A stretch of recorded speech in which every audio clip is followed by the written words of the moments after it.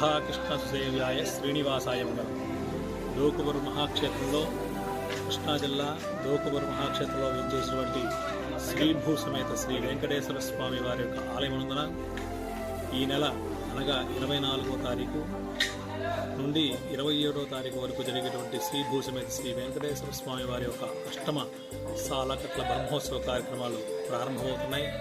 ఈ నెల 24వ తారీఖు సాయంత్రం స్వామివారికి అంకురారోపణ కార్యక్రమం, తదనంతరం 25వ తారీఖు నుండి స్వామివారికి 25వ తారీఖు ఉదయం 8:05 ధనుర్లగ్నంలో ధ్వజారోహణ కార్యక్రమం, 10 గంటలకి పెద్దశేష వాహన సేవ, తదనంతరం సాయంత్రం 5 గంటల నుండి కూడా స్వామివారికి ఊంజల సేవ, 7 గంటల నుండి కూడా స్వామివారికి హంసవాహన సేవ, తదనంతరం 26వ తారీఖు నాడున ఉదయం 7 గంటలకి స్వామివారికి గజవాహన సేవ, తదనంతరం స్వామివారికి బ్రహ్మోత్సవంలో భాగంగా విశేష స్థాపన తిరువంజన కార్యక్రమం జరగబడుతుంది.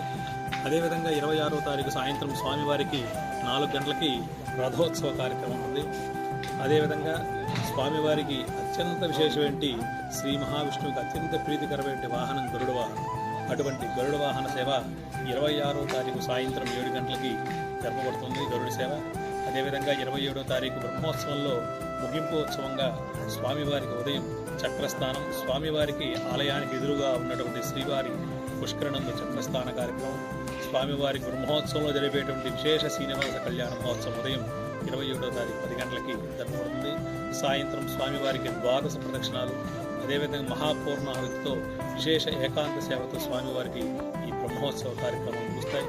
ఇటువంటి డోకుబరు మహాక్షేత్రంలో ఈ నలుమూలలో ఉండేటువంటి కృష్ణా జిల్లా, అదే వివిధ ప్రాంతాల నుంచి వచ్చేటువంటి భక్తుల యొక్క సౌకర్యార్థం ఆలయ వ్యవస్థాపకులైనటువంటి కృష్ణారెడ్డి గారు, సుధా మేడం గారు స్వామివారికి తిరుమలకు వెళ్ళి స్వామివారిని దర్శనం చేసుకునే వారందరికీ కూడా ఇక్కడ తిరుమలలో ఏ విధంగా జరిగేటువంటి సేవలన్నీ కూడా ఇక్కడ జరిపించాలి, భక్తులందరినీ కూడా స్వామివారిని దర్శనం చేసి తరించాలని చెప్పేసి ఉద్దేశంతో ఈ డోకుబరు మహాక్షేత్రంలో శ్రీభూ సమేత శ్రీ వెంకటేశ్వర స్వామి వారిని ఆలయాన్ని నిర్మించడం జరిగింది.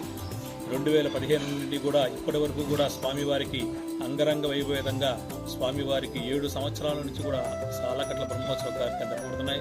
ఈ సంవత్సరం 8వ సంవత్సరం బ్రహ్మోత్సవ కార్యక్రమం.